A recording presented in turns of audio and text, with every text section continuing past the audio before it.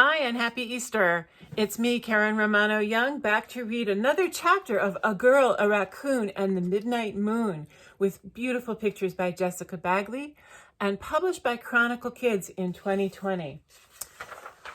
So the last chapter ended with Pearl sneaking into the garden under the dark of night and a deep voice saying, "Who's there?"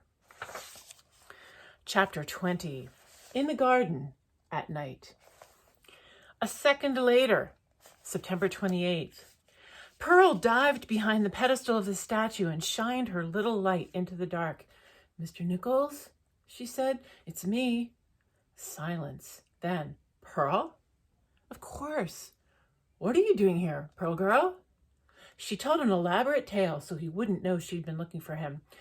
Just checking on Vincent because Francine and I were making up scary stories and she wants to make hers into a dance and I'll write mine down and then she'll translate it and tell it in Portuguese so we can tell Vincent's story in 2 languages plus dance, the universal language, not just English.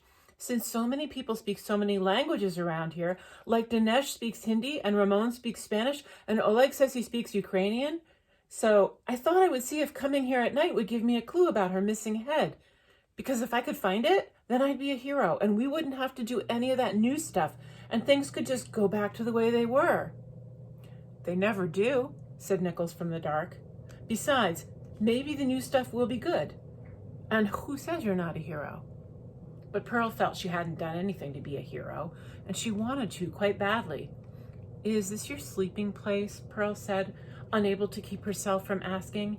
She wanted so very much for Francine to be wrong about who slept behind the umbrella on the loading dock. "I don't want to answer that." He gave her his hand and pulled her out from behind the statue. "I don't want you to know that," he said. He was looking up at the back of the library. "Pearl, where does your mother think you are?" "In bed." "Then I'm walking you back," he said. "But first I want to show you something." Avoiding the rectangles of light from Bruce's window, Nichols tiptoed to the door that led from the garden and into the back hall. Across the hall, a low light glowed from the reading room. "Here," said Nichols. He cupped his hands so Pearl could step into them and gave her a boost. "Quiet," he whispered. "Don't let them hear you." Pearl shaded her eyes, with her hands pressing lightly on the old glass of the reading room door, and saw 3 small spots of pale blue light, desk lamps along the narrow length of the reading table. Who was in there? 3 raccoons with books open before them. The largest had a thick red book, the middle-sized one with a chapter book. Pearl could see it was Bud Not Buddy. Bud Not Buddy by Christopher Paul Curtis, Delacorte, 1999. And the littlest one with Mike Mulligan and his steam shovel, not a huge picture book, but still way too big for him. The very book that had been missing from the children's room for weeks. Pearl herself, the librarian's child, could not help being impressed that such a young raccoon could read independently.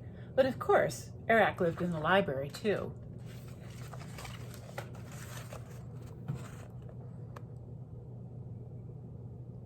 I call that a beautiful illustration. Nichols shifted.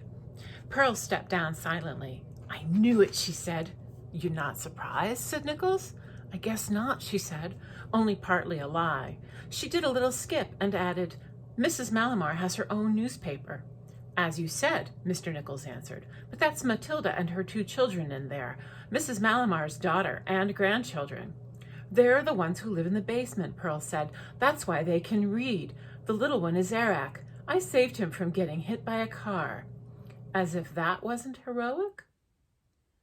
She was beaming. She folded her arms across her stomach, holding on to her elbows as if her arms might rise up and she might fly away. She tried very hard to stay on the ground, but she almost could have flown. A sidebar about brothers.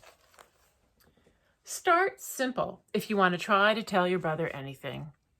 There will be a certain amount of resistance, and it's usually better to show instead of tell. Keep in mind that if you try to tell your brother to do anything, he's likely to do the opposite. For instance, if you want him to leave you alone, he will tag along. If you want him to live his own life, he will hang on you like he's stuck there. If you want him to be an individual, he will copy you until you're ready to kill him. Use this brother tendency to achieve your goals. How? Act all bossy like you want him to follow you around, stick by your side, and do what you say. What do you think he's going to do? Finally leave you alone. By M.A.M. Be careful who you tell, said Nichols. People might think you're bonkers. Now, come on. He led her down the alley. Could it be heroic if nobody knew?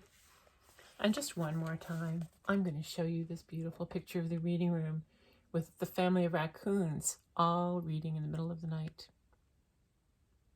And think of Pearl being boosted up by Mr. Nichols, looking in the door and seeing this.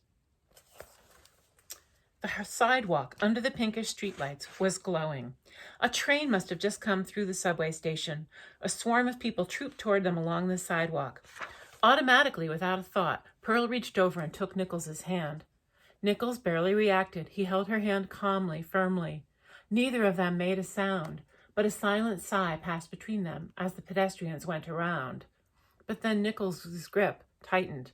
Pearl recognized Gully coming along and realized Nichols was squeezing her hand because he was afraid of Gully. And what did Gully think of seeing Pearl, the used-to-be adorable but lately kind of obnoxious librarian's child, and Nichols, the nuisance homeless bum, out walking hand in hand at nearly 10 o'clock at night? He merely let out a sharp breath of surprise and filed away what he'd seen for future use. Pearl wanted to giggle. What if Gully knew there were raccoons reading in the reading room right now while he was plodding along the sidewalk, as if there was no magic in the world whatsoever?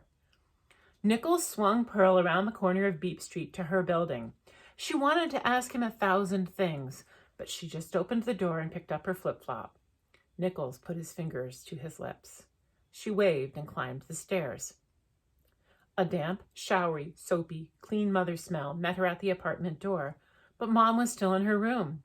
The stove clock said 9:58. Pearl had been out 28 minutes, but it seemed like hours. It was unbelievable what a sneaky person could get away with. "Mom," called Pearl, "do you want tea?" "Sure," answered Mom. Pearl turned on the kettle. She hit the shower, got into her pajamas, and returned to the kitchen in time to pour the hot water into 2 mugs. She took Mom her tea and got into bed with her own, finally free to think about this amazing thing she had just seen. A fantasy become fact. Reading raccoons who could also write. Writing raccoons who could publish their own newspaper. Raccoons who strolled to the corner newsstand to get the midnight edition. Pearl laughed to herself. Who would ever believe it? Did Mom know that it was really so and not just an urban legend, that it had more than a grain of truth? Nichols knew. Pearl set her mug on the floor and snuggled on her side in bed, her back to the window. She reached under her pillow for the catalog card and read it in the light from the street lamp outside. Come down again. She would tomorrow. After all, she had to get Mike Mulligan back for Francine. See you tomorrow. Thanks for listening.